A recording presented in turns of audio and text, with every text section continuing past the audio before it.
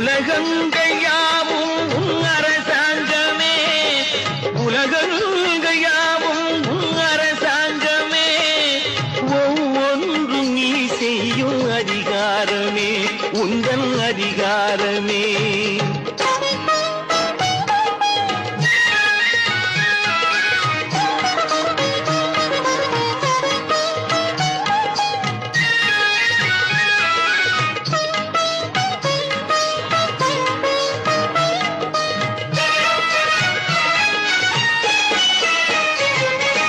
மனம் உள்ளவர் குணம் உள்ளவர் மனதுக்கு சுக வேண்டும், தனம் உள்ளவர் அதில் பாதியை பிறருக்கு தர வேண்டும்.